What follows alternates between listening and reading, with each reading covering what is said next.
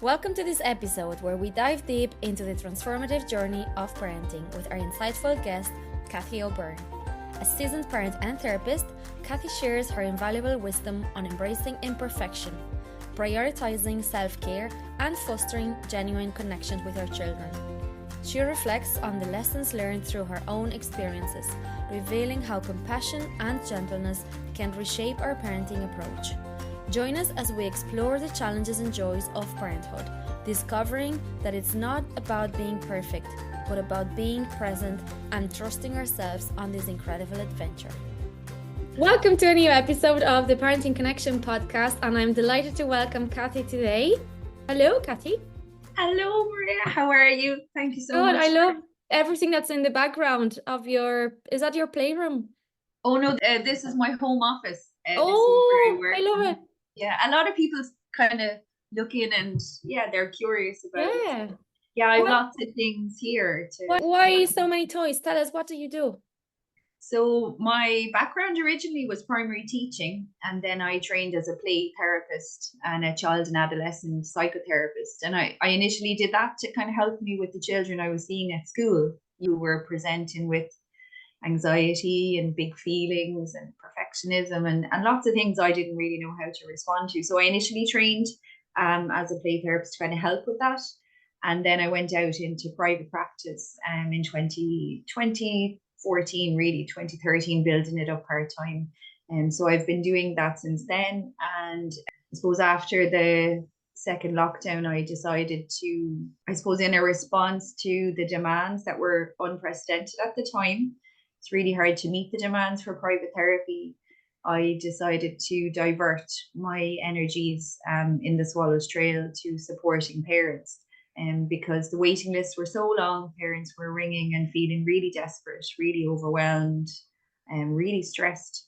And I always worked systemically anyway, and I really love working with parents. So I figured, do you know what? They're actually the best people to help children anyway, is what I believe. So I decided to try and kind of create a unique, bespoke, individualized service for parents so that it would be online, it would be accessible, it would be timely, it would be meeting the needs they had when they had them. And so for a little while, I did keep working out of my base, which was in Shannon at the time, my playroom. But I can work from home now online. So I do really advocate for working relationally, developmentally, playfully with parents where I can. So I have lots of kind of tools, books, toys, regulation tools with me at all times, just for if I'm showing parents what might help and how it might help. It regulates me. I'm a play therapist. I need to play too. Play is a big part of my life. So I'm not made to sit at a desk all day. That's what I'm learning. I'm really not. So a lot of these tools you were just asking about regulation, they're just as important for me as they are for kids and for parents to know about. When you talk about regulation, that you help children regulate, families, and that what you do helps you regulate yourself as well. What is regulation? What dysregulates you? And how do you get back to yourself when you feel dysregulated? How do you catch yourself? What are the triggers, the signs, and the solutions? That's a big one. There's a big one. That's going to take the rest of the episode. What dysregulates me? So let's talk about what is dysregulation. So dysregulation, I suppose, is anything that takes you out of what's called your window of tolerance, your ability to manage what's coming in, your ability to stay connected to what's happening, your ability to stay connected to your emotional experience, your ability to learn, your ability to manage stress. So it's basically the zone that you're able to operate comfortably out of. And it's not fixed, your window of tolerance, or there's other theories out there that call it your circle of capacity as well. There's other names for it, but it's not fixed. So if you're meeting your basic needs in a pretty good way, that will be quite expansive. Does that make sense? But if you're not, it will shrink. Your ability to manage stressors that are coming in, it'll be much more compromised and tricky for you. So for me, basic needs are a big one in terms of how I meet it. How you're dysregulated is that sort of stress energy building up in your nervous system. You might be going into fight energy, which doesn't literally have to mean fighting. It can mean battling through different things. Flight energy, where you're wanting to avoid things or you're very overwhelmed, you're just not able to function.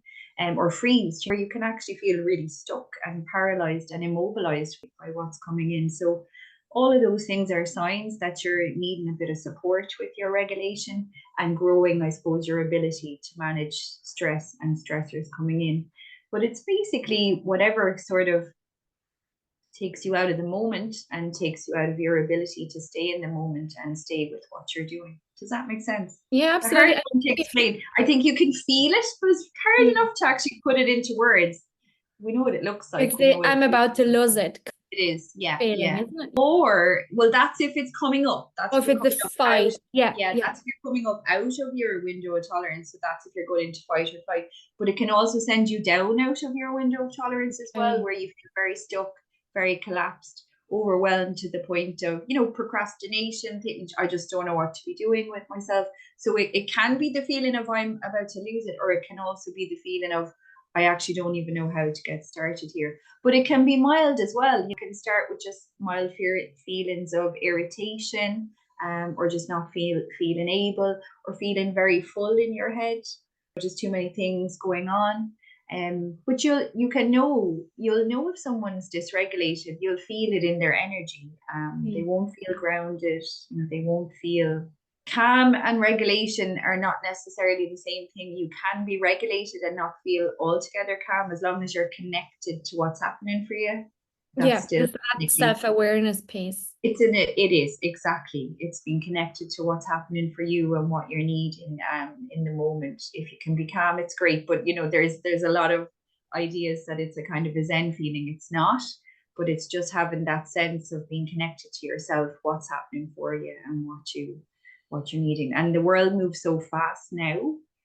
I think that a lot of us are feeling dysregulated a lot of the time, and a lot of children are feeling dysregulated. And what they're needing from their grown-ups is help with regulating, which is co-regulating. And the tricky thing about that then is that we can only offer that as adults if we're feeling regulated ourselves. And I don't know about you, but I don't ever remember being taught to regulate myself as a child or a teen, or even as a young mom. Really, I only kind of learned about it when I trained as a therapist. So I think, is it because things have changed from when we were younger? We would have find that regulation somewhere naturally, organically, and we need to create it now instead. And being dysregulated has become the new normal. Like it's kind of even to be expected to be that everybody's dysregulated. Or am I taking it too far? I'm not sure. I'm thinking of myself as a child. I played a lot. I explored a lot. I was out a lot. We were out with friends. We had dens. We had secret areas where we would go. We were playing with nature a lot of the time. And so we did so much playing that I think it was regulating. We absolutely would have been getting dysregulated because we would have had things we were worried about, or frightened about, or sad about, or even scared about. And cross about as well, angry about. So I do think it's always been there. What I think is maybe worth thinking about now is how fast-paced modern life has become. The demands that are on parents are really, really high, between having to work and having to parent.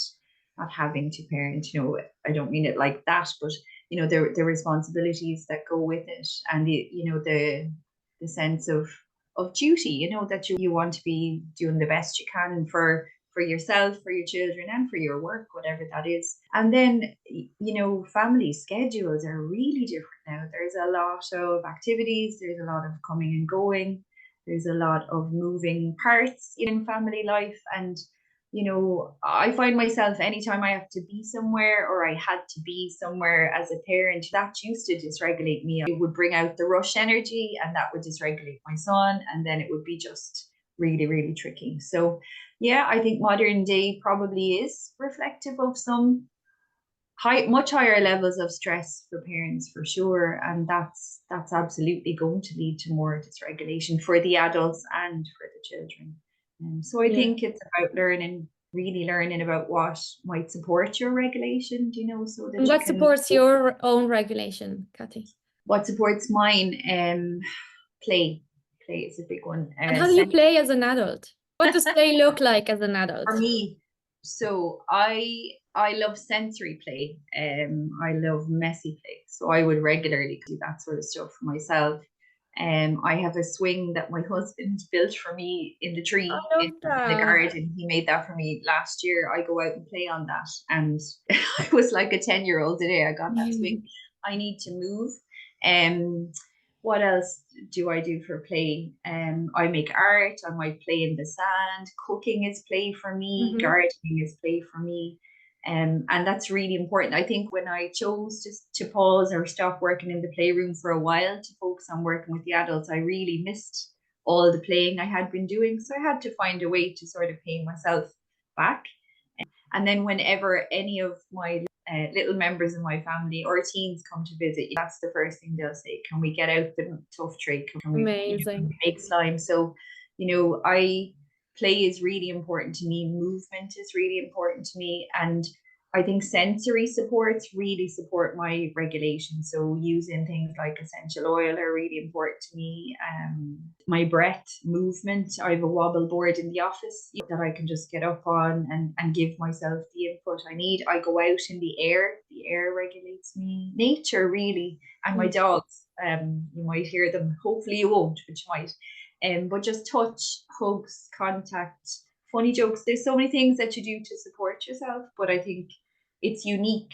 So I talk to parents a lot about meeting their basic needs. First of all, if you think about Maslow, I wasn't doing that for a long time as a mom, and I really had to look at it.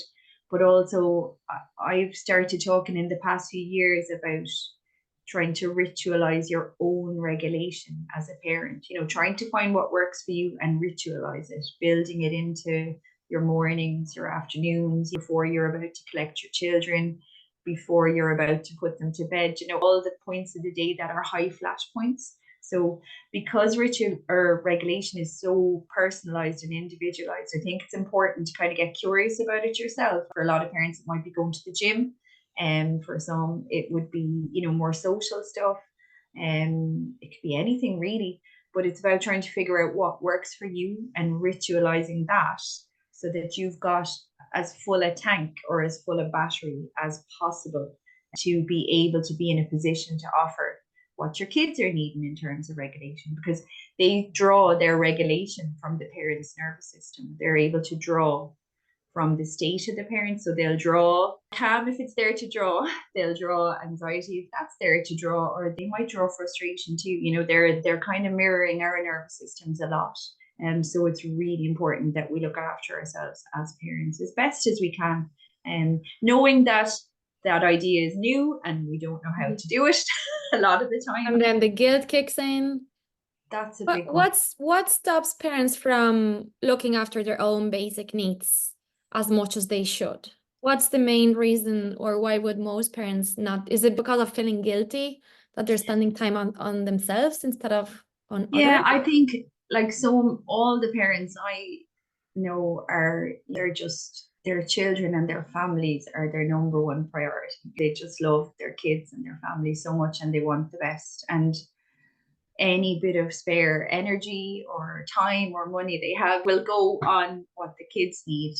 And I suppose there are ideas out there about sacrifice as parents, or even kind of martyring yourself as a parent, that when you become a parent, everything becomes about, what your children and your family might need. And so what a lot of parents find is their needs get pushed way, way, way down the list.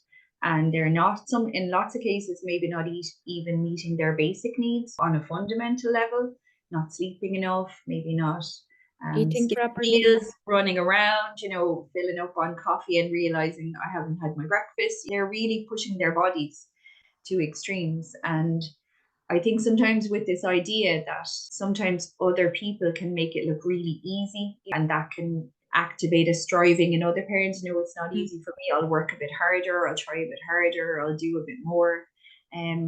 But going back to the guilt, I think that's maybe sometimes where the idea comes in that if I do something for myself and I take time away, is that the right thing? Is that a bad thing? Do I feel guilty about it? And not realizing that it's just as important for a parent to fill their own cup as it is to try and fill their child's. And on that, actually, parents don't need to really fill a cup, they need to fill a bucket, because out of their bucket they'll be filling what every child they have needs. They'll be filling their job bucket, they'll be filling their extended family. Some parents are in situations where they might be sandwiched between caring for children and teens and maybe caring for their parents. So in their giving.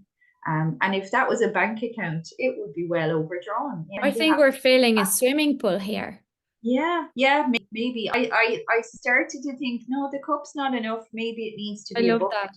Maybe it needs to be a reservoir. But I think as well, Mireia, and I don't know whether this be your experience, but it depends on the modeling you see as well. So if you saw your own parents doing things for themselves, then you would have learned that's a good thing to do, to take time away from yourself, or to have an interest or a hobby or something that fills up your cup, or lights you up socially, emotionally. In terms of, if you think of Maslow, going away and learning and doing something for yourself, having belonging time with your friends, physiologically, just even doing some exercise or whatever.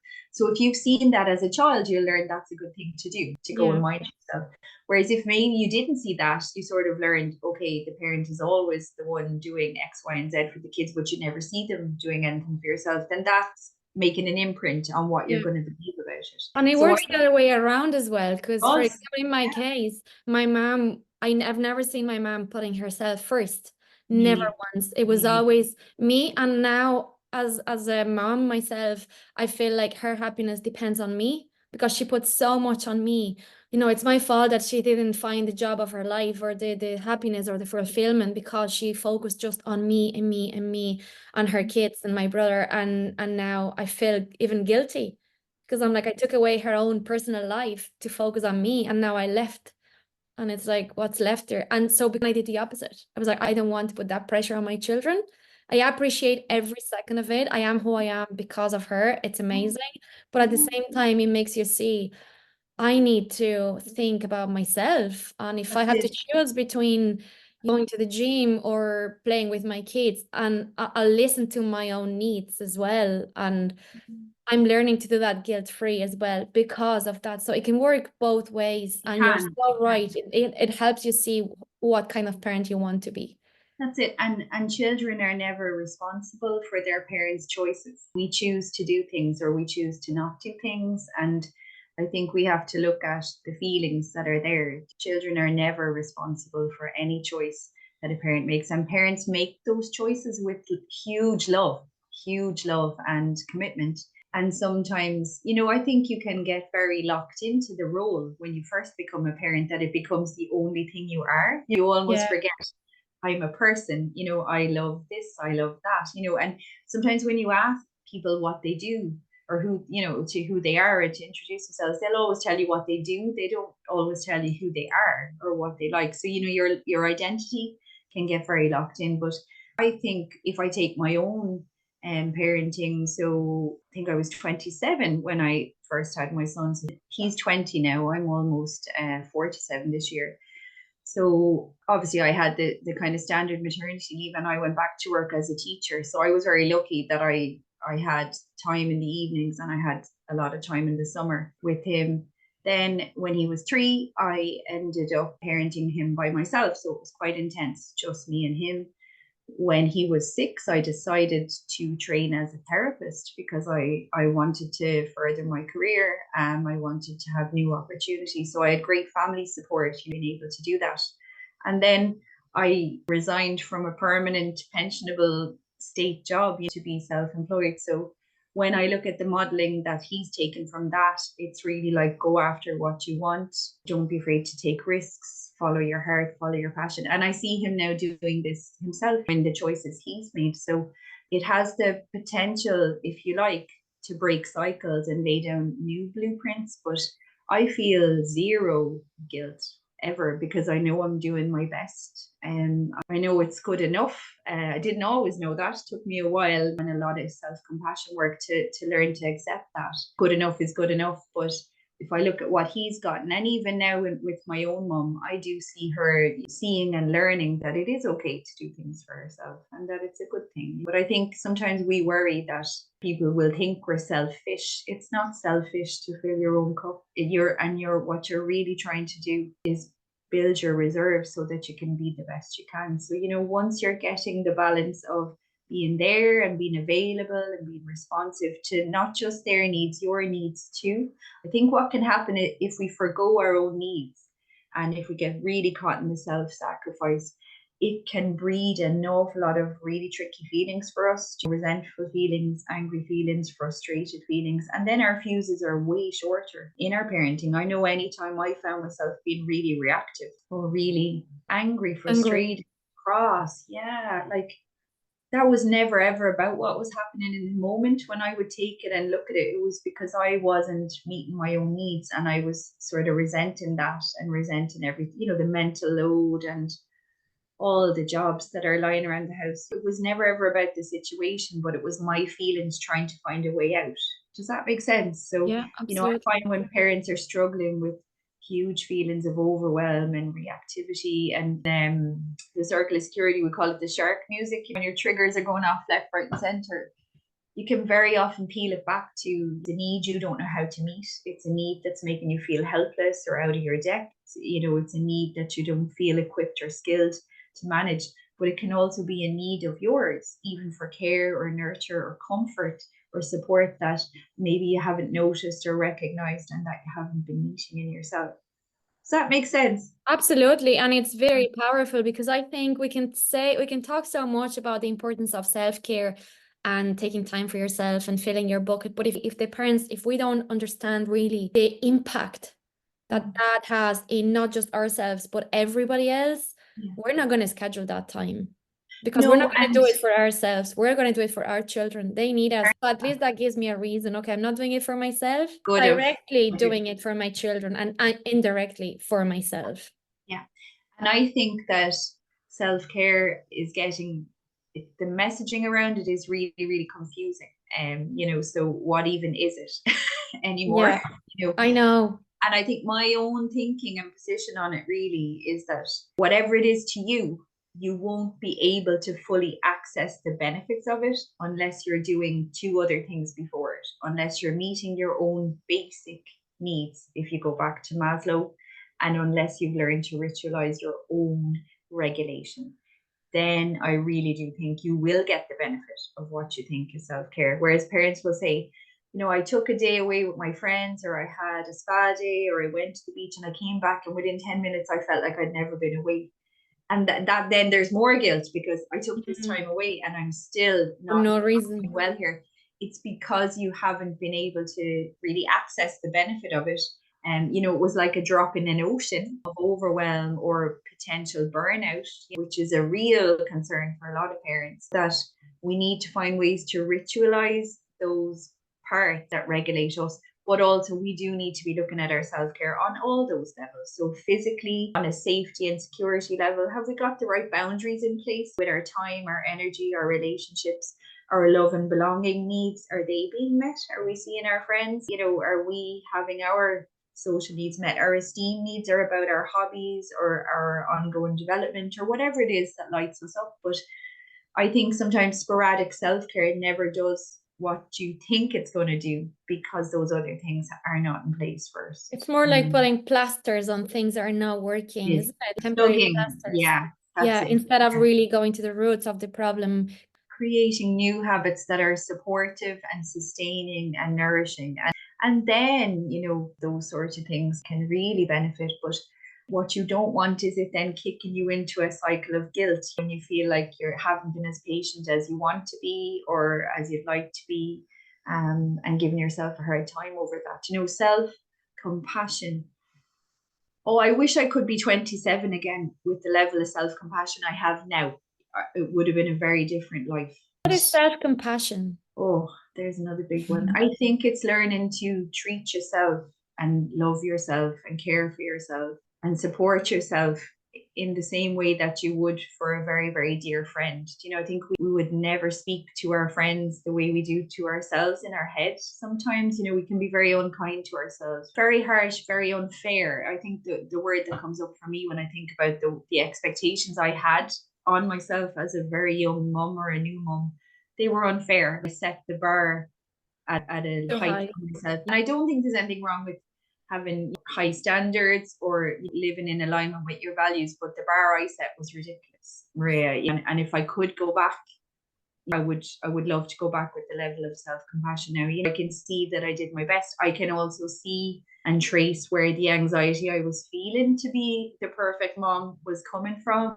I reflect on this a lot around the time of my son's birthday as well, on what I'm learning as a mom all the time. What was your idea, if you could think about, at back then, what you thought about what being a perfect mom means? What was your idea? I'm not saying this is true, this is far from reality, but what was your Yeah, idea of perfection as a parent? it was never about the way it was going to look for me. It was more about the way I thought it would feel. So I thought it would feel full of ease. I thought it would feel very chilled all the time. I thought I would know what to do all the time.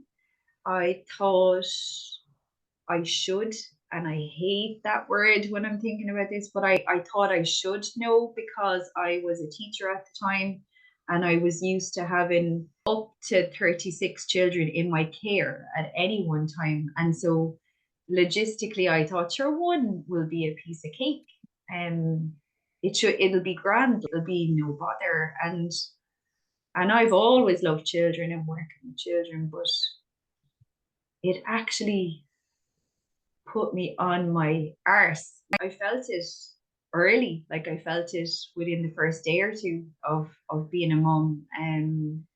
You're very vulnerable, when you're giving birth, when you have a new baby, when you're trying to learn to read the cues and the signals. So I didn't have a visual image of it. I had a more embodied feeling perception of it. And that was that I thought there would be more ease and more knowing and more. Enjoyment. No, I As did. you I don't have really to be enjoyed happy it. all the time because I No, I got to know. be. Yeah, I knew there wouldn't be that all the time, but I thought I would know what to do all the time. I thought I would know what all the cries.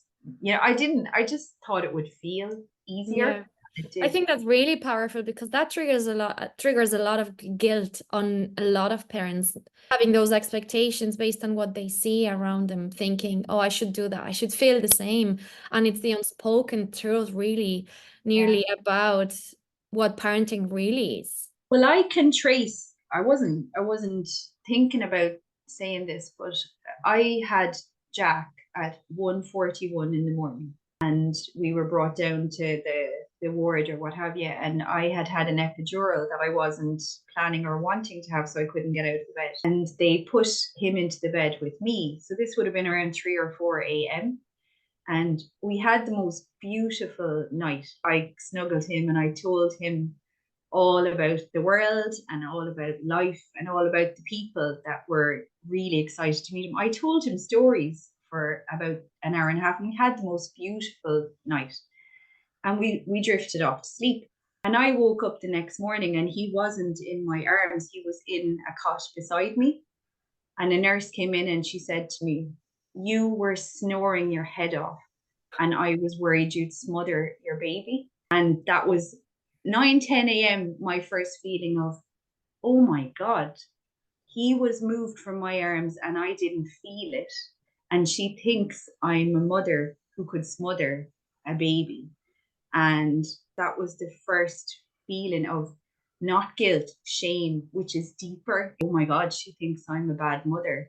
And it was worse because I was kind of arguing in my head, and you didn't even feel it happening.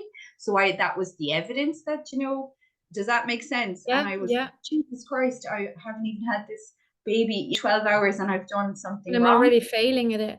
And the compassionate part of me now can see, you had been in a long labor, you were exhausted, of course you were fast asleep. The compassionate part of me could see, and you had a snuggly time telling stories, and she just did what she thought was right. But sometimes people can make past remarks or comments and they just don't know them. And that actually rattled me as a parent. It was like, oh my God. And so something similar happened around breastfeeding, like that I really wanted to do it. I gave it a go. It wasn't smooth for us. I tried, and then I decided, you know what, I can't see what he's getting. I really think I'll change to the bottle. I got quite stressed actually, and I fed him a bottle. And about a few hours after he had a bottle, he started to cry really hard. And another nurse said to me, "Oh, you're going to regret taking him off the breast." So twice in 36 hours, I had this reflected back to me that you've done the wrong thing or you've gotten this wrong. And so how I tried to counteract that was, right, from now on, everything is going to be perfect. And that was how I was trying to mind myself and keep myself safe. So I had a level of anxiety that I now see probably wasn't typical. Do you know what I mean? I went into really overthinking everything and, really worrying about things a lot. And was I doing a good job? And, it rattled me. But those two comments, they actually evoked deep shame in me, because that's what a high achiever or a perfectionist never wants to hear, that something might be wrong or that you've done something wrong. And it set me up in my nervous system to be a very anxious young mom until I learned to kind of connect with myself and regulate myself and trust myself again. But that definitely, anyway, it's said now, but I've never really shared it, but it did evoke deep, deep, deep shame in me, and the idea that, I've always kind of nailed anything I set out to do. I'm kind of a high achiever that way. And I had done my research and I had read all the books, but those two comments, they had a deep impact on me. They hurt, they stung, and they frightened me into thinking, maybe I don't know what I'm doing here, or maybe I am doing this all wrong. And, my own mom was a huge support to me at the time. For weeks on end, I was like, did I do the wrong thing? But you can never tell by looking at a child, whether they were breast or bottle fed. It's not, but it was that idea of, you're going to regret this. And he did go on to have colic, and he really struggled, for quite a while with that. And always in the back of my mind that, oh, is that because you decided? And so what that set up then was little patterns of kind of second guessing myself as a parent, or really overthinking until it didn't. But that was basically how we started. But we had the loveliest night, and the next morning that was there. Shame. Hello, shame. And shame is very debilitating. I think for what you say, first of all, I think because of the shame, we're so afraid of sharing those experiences with others, and actually sharing those experiences with others and the community and family and friends, and looking for that community when we're new moms. It's so important, because when you share with other people, you realize it's not just you're not failing as a parent. It sets more realistic expectations, and you can just end up laughing at it because everybody's going through the same. Because I had very similar experience in the hospital as well with my second child. And when you share, you realize, okay, it wasn't just me. When you start building up in your head, and then everything is proving that you're doing the wrong thing, and that just sets you off to just bumping against the wall, where it's really hard, and then it gets bigger and bigger in your own head. It's very, very hard. And I didn't tell any of my family, so they were looking at me and they were like, why is she so hyper? Because they wouldn't have known that side of me, or I was putting myself under serious pressure to keep all the balls juggling in the air. And I used to spend full days when he was eating solid food and batch cooking and cooking foods I'd never even heard of, because I thought, no, there is something I thought a perfect mom looked like. I was pureeing papayas and I didn't even know what they looked like, but I thought, this is how you do this. And I would spend a whole day cooking for him, and I might be living on a potato sandwich or a biscuit or a cup of coffee. You know what I mean? I wasn't matching the energy I was putting into his nutritional care with mine. And, you need your energy when you're looking after a small baby. Yeah, I remember spending my Saturdays, the whole play. And I love cooking and I love batch cooking. So I said it was play for me, but it was sort of like, I'm going to do the best I can here and you're going to get the best of everything. And And that's what parents want, but it comes sometimes at a cost to their own needs. Does that make sense? But Absolutely. And that's without even having to post pictures of the perfect cooking and batching on Instagram to show everybody how perfect of a parent you are, isn't it? Well, I'm lucky, Mireia. Social media wasn't really a thing when he was a baby, and I am so glad for that, because it was hard enough on myself now without having all these other Constant curated comparison. images. Yeah, and I really feel for parents who are trying to find their way in all of that, because I suppose a lot of us girls are taught to be good and the good girl and the perfect girl and to get things right, and to keep stum, and we're seen when we do well, so it's how we have gained acceptance, if you like, or approval, or whatever way you want to call it. If you've got any bit of a good girl in you, or a perfectionist kind of type energy, which I've tried really hard to challenge and reframe for myself, all of that stuff that we see online has an impact, because it does look easier in other people's little curated squares, and I'm glad it wasn't there when I was there. And I think my whole approach with parents is about trying to get back to basics, trying to get back to your values, what is important to you as parents and as a family, and just trying to support parents to live in alignment with that, because we're losing touch, I think, with some of our own instincts, some of our own knowing, some of our own deep wisdom with the influx of what is online, which is confusing, conflicting, overwhelming, contradictory. And I think sometimes we're looking outside of ourselves for solutions, and the solutions are not outside of us, they're inside of us, and we just need a little bit of help to connect with them. And that's one thing I'm so glad I was spared from. I don't know what that would have been like, on top of the level of anxiety I had sort of brewing for myself. I think that could have been really damaging. And I do think it is really damaging to parents who are really just trying to figure it out and find their way. Yeah. Circle of security you mentioned earlier. What is that? Oh, that's my favorite thing one of my favorite things. Tell us as well how you discovered that and what made you want to know more and then help others with it yourself. A big part of our training as play therapists and psychotherapists was to learn how not just to work with children and teens therapeutically, but how to support their parents and families. So part of that involved like doing lots of research on different parenting approaches, different parenting philosophies and ideologies. And for me, I would have been quite into unconditional parenting, which was created by Alfie Kohn, and playful parenting, which is created by Lawrence Cohen. They're not related, and conscious parenting. So that idea of reflective parenting coming in, but always kind of drawn to attachment-based models. So just in my research, I came across Circle of Security, which is the most beautifully simple and universal model I've ever come across to support creating secure attachment in your parenting. So I had done some reading about it, and then I was working for a specialist therapy center in, I think it was 2016, and we got an opportunity to train with one of the creators for an intensive 5 days. So I became a certified parent group facilitator at the time. And I just was able to use it in my one-to-one work straight away. I was able to apply it to my own parenting straight away.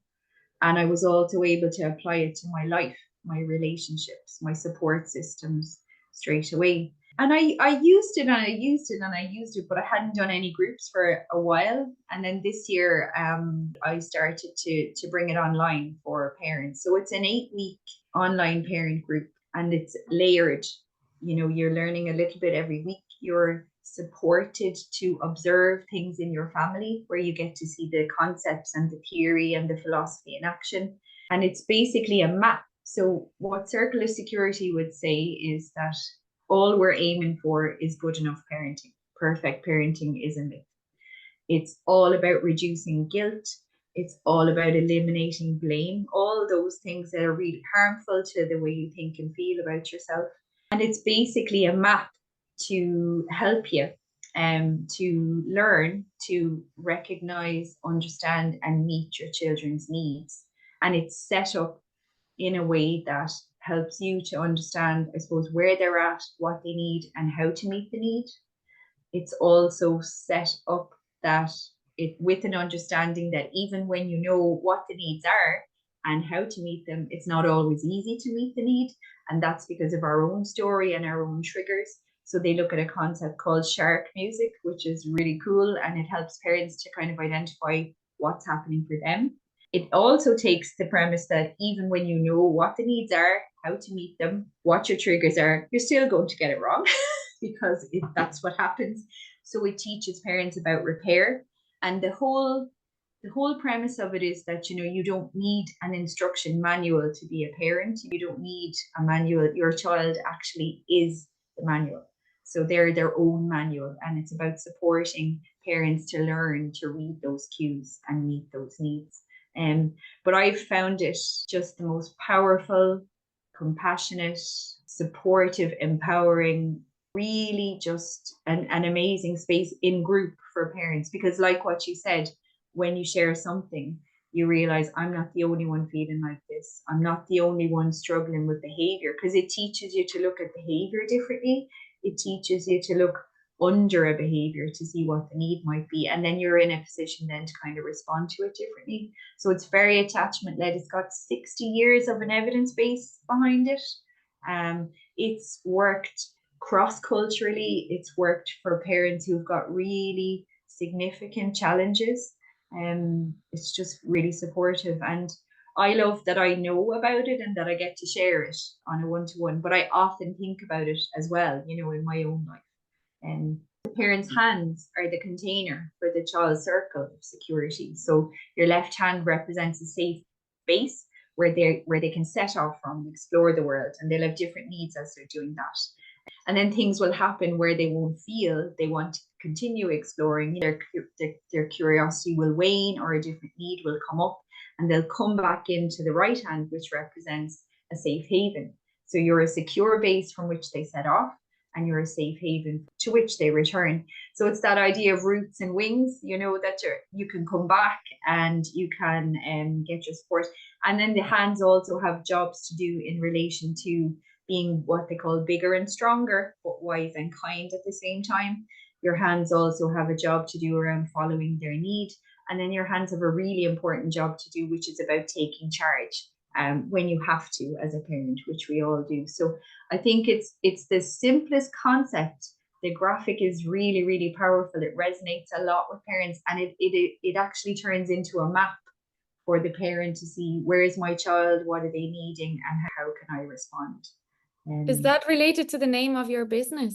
I wouldn't have known about it when I came up with the name of my business. My business name was actually the name of my play therapy practice, but I kept it, and I'll explain why. So in Children's Therapy Centre, where I trained to be a therapist and where I actually work as a tutor now, and that gave me the biggest dose of imposter syndrome I think I ever got in my life. No better person for it, I can tell you that. Oh, thank you. But I remember always thinking that would be an honor, but when I was asked, feeling, why are they asking me? The inner voice telling you. It was hard to step into it, but I'm doing it now for many years, and I really do love it. But we used to work quite creatively. So I had created this piece of art, and I suppose one of the therapeutic powers of play is that it helps you to access what's in your unconscious. So whatever's in there finds a way out through play. So I had made this piece of art and thought no more of it. Then I made another piece of art that had a similar sort of theme running through it. And I was in 2012 when I qualified, I was trying to think of a name for my practice. And my nan, who would have been very big in my life, my dad's mom, had died a few months before that. And she had a huge affinity with swallows. She used to love when they would come and nest in her garage. And she'd often, she would say, oh, they're gone again now, they're back again. So she just used to always sort of talk about them. And these had been showing up, and they're quite symbolic, I suppose, of journeys and new life and new hope. And I think when we were training as therapists, we had to engage in our own personal therapy, so 30 hours a year. of our own personal therapy. So lots of growing and self-development ourselves. And I've got thinking about, how swallows migrate to a different climate, when things are hard for them, when the conditions aren't right for them, they just go. They go so they can get what they need. They stay where they are and they get what they need. And when the time is right, they come back again. So they come home and they always come back to the same place. And after she died, actually, the swallows kept coming back to where they had been. And that was really comforting to us. And in my life, anytime I felt lost, which has been a few times, physically lost on hikes and, just energetically, swallows have always sort of shown up as symbols. I have my little swallow necklace on there now. My husband got me that as a present when I picked the name. So for me, therapy is like that. You go on a journey. Sometimes you have to sort of make space between you and other relationships and other people while you're figuring things out. And then you come back if you're able when the time is right. So I suppose I got to do that myself in my own therapy. Then I got to do that with other children and teens. And, we got to take those journeys together. So the trail is there. And then I figured, what, now I'd like to begin to take that journey with parents, and my logo was kind of rough and ready initially, but what's very special to me actually is that my son redesigned the logo just over a year and a half for me. So he put in kind of loving trails and he turned the trails into a heart. So he added that piece of kind of loving trail and loving connection in. So it's really special to me. It's quite abstract, I suppose, but it's quite personal and it's quite symbolic. But I kept the name because now I feel like I'm just going on different journeys on bringing it parents. Makes so much sense for what you do now. Yeah, I love it. And I did wonder, when I was moving to the parent work, but it didn't feel right to change it. Totally connected to these. It's very symbolic. Yeah, it's very personal. And I do feel like, the swallows they're flying out around my house, at the moment. I feel like they're a symbol, but I think we all need to fly away from things sometimes and do some work on them when things are, and it's my work is about having a space to do that, and hopefully it resources parents to go back in and do what they need to do in terms of supporting their children. So it never felt right to change it. It's quite abstract, but it's what makes sense to me, and it was seeding away there for a long time just in a piece of art. And yeah, that's where the name comes really from. Interesting. Yeah, such a meaningful name and experience that just matches so well to everything you do, your experiences, and what's coming next for you. It's thank you. Yeah, never felt right to change it. And I did change the handle on Instagram there lately to the Swallows Trail Parent Support. It has always been the Swallows Trail Parenting Support on Facebook, but just so that people can kind of get a sense of what it is. I think I was thinking about this. I'm my most playful with two people, my mum and my son. They're the two people that I can be most my playful self. Yourself. My husband as well, but I have no inhibitions with them. Sorry, now there's dogs. There's dogs. So over the years we've had to find different ways to play, because how we played when he was small, how we played when he was a tween and a teen were very different. And so one thing that we did find really helpful, or not helpful, but lovely to do around playing, was around kind of graphic design and messing. So when I first started on an Instagram page, I hadn't a clue like how to use Canva or anything like that. And I would have all these ideas, but I couldn't get them out. So we would sit and we would play on his iPad. He's really into art. He's actually in art college studying fashion design. So that was how we would play together. So we would create things, or we would cook, or we would be just messing around in the kitchen, having the crack. And, I realized, well, we can still play, even though you're really, really tall and a grown up now, but we can find ways to play and connect. So, I think that was lovely that even though he was getting older and a young adult, really, we still found ways to play and connect and hang out. So yeah, there's a lot of him in it, and there's a lot of him in some of the earlier posts, where he would mess about on the iPad and create a graphic, and that would, he could say in a picture what I could say it in words. And of course he's busy now with his own college work, and I've tried to learn bits, but he's still my top like guru. I'd be like, what do you think of these colors together? So it's That's just, such a powerful connection you've it's built. cool. And It's it's down to cool. your own work as a mom to build that connection. They're not going to come to you if you have been ignoring them because you're on the phone, and even if you're working and you're on the phone, just communicating what you're doing with them and showing them, what's going on Yeah. in your life. And the conversation you had the day he was born. We started with story, and we still love to tell stories about, he'll say, do you remember this? And do you remember that? And I think story is powerful to connect. And then on the phone, I had to be really mindful of my use of the phone. I was trying to set boundaries with him and his phone use, but my own modeling around the phone wasn't brilliant, to be honest. And I think when you work for yourself and your phone is your lifeline to work, it can take over your life sometimes if you're not really careful. So I had to be really mindful of having my hands on the circles, and being attentive and being present and trying to set some really good boundaries around the phone. So one year, and it was just a kind of an experiment, but one year we went on holidays just to a Euro camp, and I decided I was going to turn my phone off for 2 full weeks. And I told my family, like, if you need me, ring my husband's phone or Don't ring panic. my son's phone. Yeah, but I'm not on. I'm not on. And How was it? it was super. I slept so well. I was so present. I had more bandwidth. So I made that sort of a habit then, that anytime I would go on holidays, the phone would be off.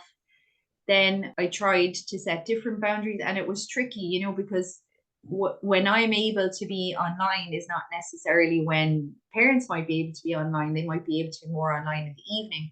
And I was finding I was spending a lot of time on the evening on the evenings in my phone. So I had to really think about that and how I was going to manage it. So it's interestingly, I have a really wise supervisor, and she had been talking to me for a while about maybe having a work phone and a personal phone, just separating the two. So I have my work phone now stays in my office. My work phone has my social media on it. My work phone has my work email on it. And I have designated times that I use that phone, and it doesn't come out of my office when I'm finished work. It stays. I used to be, doom scrolling at night if you couldn't sleep. I had really bad habits around the phone, to be honest with you. And it's highly, you don't even know you're doing it. Like hours go by, or long periods of time, and then you get the guilt of I've nothing done, or I haven't got all my to-do lists looked after. So tried to boundar it, got a separate phone there, and I have a personal phone that my family can kind of get in touch with me. But I have no email, no social media. I don't even have a Google set up as an app in there. So there's no internet on that phone, only WhatsApp if my family need me. So that's because, family will be sending pictures and videos and stuff. You don't want to be missing the connection to that. But I have found that really helpful. And it started just with that trip that I realized, wow, I So can. you're inspiring me more than you will ever know. I Oh, am I going to get a do it. phone. Do it.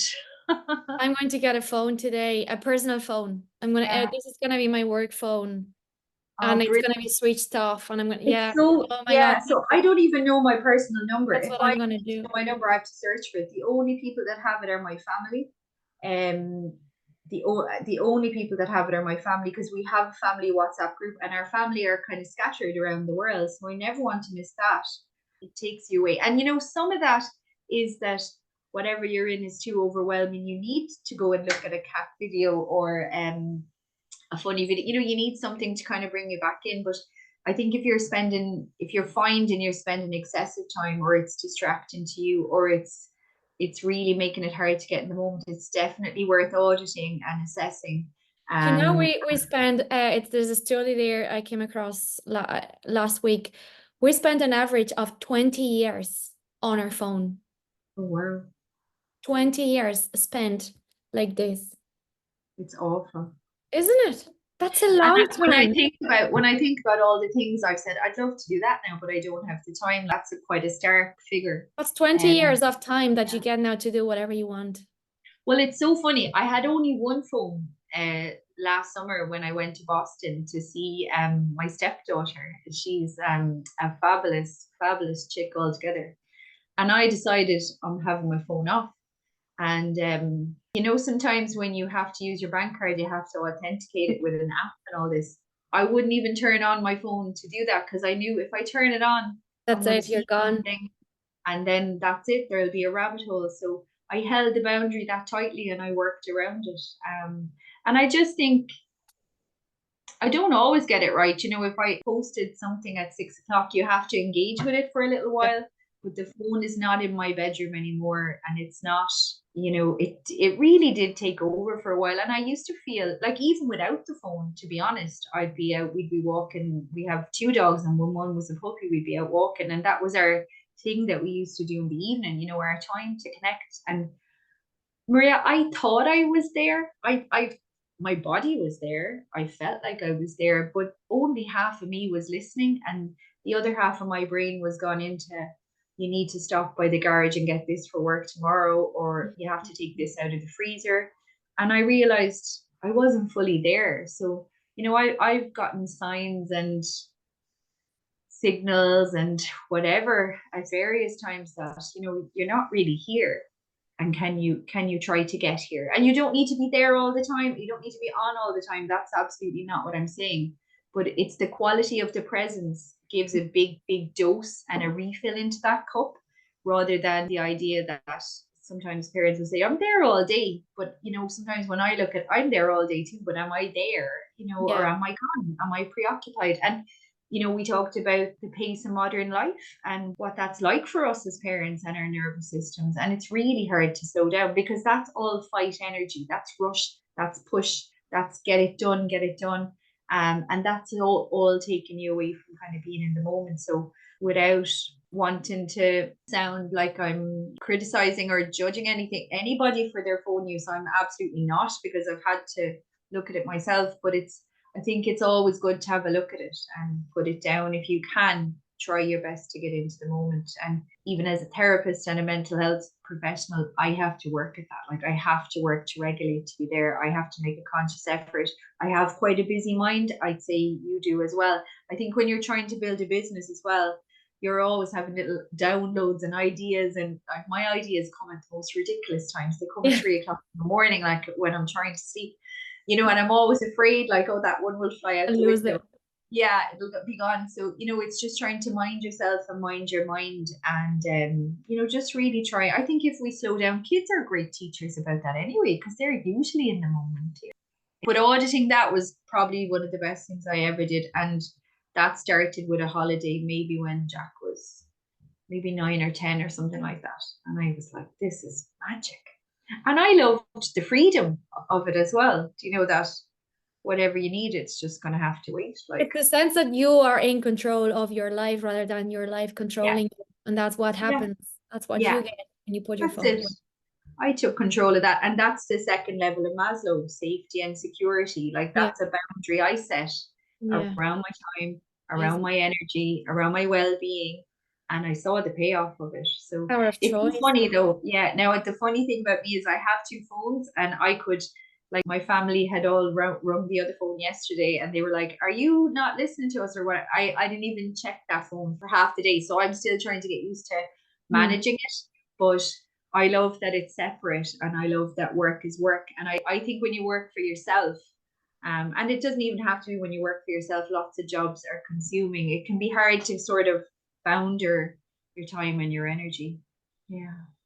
Cathy, just before we go, if you could speak with younger Cathy when you just became a mom and give her some advice from what you know now, what would that be? Oh, I actually wrote a letter to my younger mom self there Did not so long you? ago, around the time of Jack's birthday. Yeah. I did it in collaboration with Gemma from the Family Edit. Oh, yes. I wrote myself a letter.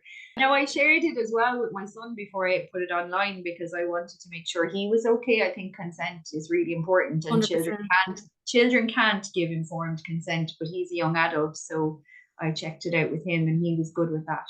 But yeah, I think I would have loved to have known about compassion much sooner.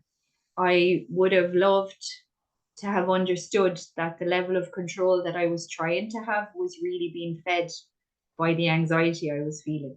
Control is an absolute illusion, I Mm. think. in parenting. You know, I think you can only really have control over yourself, how you mind yourself and how you react. And even we don't have full control over that sometimes. But I think I would just love to really gently give her a hug and tell her, you know, you are everything this child needs. And what you really need to learn to do, if you can, is sort of drown out the other elements or the criticism, and just trust that what you're doing is going to be good enough. And I can look back now, you know, he's 20. I can honestly say it was good enough. I think knowing what I was knowing, learning what I was learning, I can really see the benefit of it in his development and in his regulation and in the way he relates with the world. You know, what I learned to do really benefited him, but probably the most important thing I learned to do was look after my basic needs, if I'm honest. Because that just stretched my bandwidth. You know, I wasn't always a patient mom. I wasn't always a textbook mom, not that there is such a thing. When I learned to be a therapist, I lifted the bar again. I thought, oh, you should know how to be a therapeutic mom now. But it doesn't work like that. So, you know, I think what I would tell her is just go very gently, listen to him. He'll show you what he needs. You have got this. You just need to trust yourself. And mind yourself along the way. That would. That's and really feed powerful. yourself. Feed yourself. Feed yourself. Go eat that sandwich. I used to be driving home, like eating a takeaway in the car, you know, 9 o'clock at night, and then wondering why I couldn't sleep or why I had IBS and things. You know, I had to do a lot of work to heal. But yeah, mostly it would just need to be about compassion. I would love to be able to tell her that you don't need the level of control you think you need. That is your anxiety talking to you, and that you don't need to be perfect. In fact, not being perfect is probably much better for your children, because it's showing them it's safe to make mistakes, it's safe to get things wrong. And sure, your mistakes are where you do your best growing. But yeah, it would be just compassion, gentleness, and minding yourself and trusting yourself. That's, I think, what I would tell her. That's incredible. Cathy, thank you so much for sharing your experience, your background, your adventures, and your knowledge and your passion with us. I've learned so much, and I loved talking to you. And there's so much thoughts in my head that now that I need to process of everything you've said. And I know it's going to help so many people listening to this episode. Thank you. Sure, we might chat again. I know. And I have a new adventure now, because I've become a grandparent. So, congratulations. So my stepdaughter had a little baby in February, and we besotted. So it's a new circle. I can't describe. It's so cool. It's so cool. So yeah, there's new adventures happening all the time, and we're all getting to go on them together. So life is an adventure. Parenting is an adventure, and we have to enjoy it. Parenting is a journey. You know, we don't need to know it all. We don't have to know it all, and we know a lot more than we think. And we're doing a much better job than we give ourselves credit for an awful lot of the time, I think. Yeah. 100%. Thank you so much. Thank you. Take care. Thanks a million. Thank you for listening to this episode. Don't forget to like, share, and follow so you'll never miss out on upcoming episodes. See you next time.